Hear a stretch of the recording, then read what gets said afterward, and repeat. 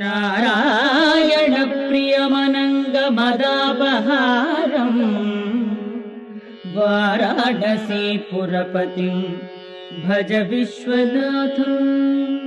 ఎందరో భైరవులు ఉన్నారు. ఒటొక భైరవుడి దగ్గర నుంచి ఎంతమంది భైరవులు. అటువంటి భైరవుడి యొక్క ఆవిర్భావ దినంగా కాలభైరవాష్టమి అని చెప్పి శివాలయాల్లో ప్రతి చోట సాధారణంగా భైరవుడు క్షేత్రపాలకుడై ఉంటాడు. కాలభైరవుడికి పూజలు జరిగేటటువంటి తిథి ఈ కార్తీక మాసంలోనే వస్తుంది.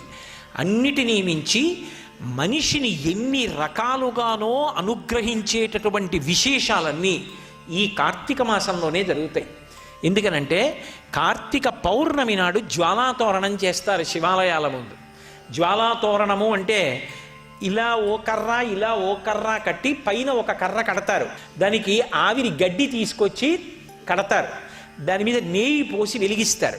వెలిగించి ఆ మంట అంటుకోవడం ప్రారంభం అవగానే పల్లకీలో పార్వతీ పరమేశ్వరుల యొక్క ఉత్సవమూర్తులను ఉంచుకొని ఆ మంట కింద నుంచి 3 మార్లు వెళ్ళొచ్చేస్తారు.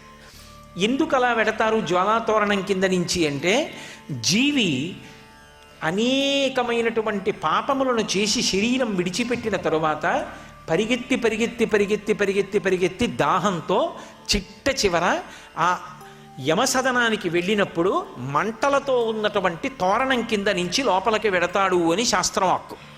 శాస్త్రం కదా ప్రమాణం. నాకు నచ్చిందండి నచ్చలేదండి అని చెప్పడానికి కాదది. తస్మాత్ శాస్త్రం ప్రమాణంతే కార్యాకార్యం వ్యవస్థితౌ. నీ బుద్ధికి తోచినవన్నీ సత్యాలైతే భూమి తిరుగుతోంది, నీకు కనపడిందా? భూమి తిరుగుతున్నట్టు కనపడిందా? భూమి తిరుగుతున్నట్టు కనపట్టలేదుగా. మరి భూమి తిరుగుతోందని ఎలా నమ్మావు? శాస్త్రవేత్త చెప్పాడు కాబట్టి నమ్మేవు. శాస్త్రవేత్త చెప్పినది నమ్మి భూమి తిరుగుతోందని నమ్మిన వాడివి శాస్త్రం చెప్పిందని నమ్మి జ్వాలాతోరణం ఉంటుందని ఎందుకు నమ్మలేవు? నువ్వు నమ్మకపోయినంత మాత్రం చేత శాస్త్రం అబద్ధం కాదు. ఎవడు నమ్ముకున్నాడో వాడికి అభ్యున్నతి లేకుండా పోదు.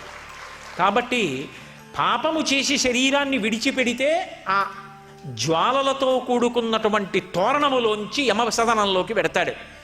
ఒరే, ఇక పైన ఇలా పాపాలు చెయ్యకు, సద్బుద్ధితో ప్రవర్తించు. నువ్వు అక్కడ వెళ్ళవలసినటువంటి దారుణమైన పాపాలు నీకున్నాయి, వాటిని తీసేస్తాను, నీకోసం నేను వస్తాను సాయం. ఇక్కడ నా ఆలయం ముందే జ్వాలాతోరణం జరుగుతుంది. అక్కడ ఏ మంటల తోరణం కింద చిచ్చు తోరణం కింద నుంచి వెళ్ళాలో అక్కడ నేను నీకు సాయం వస్తాను.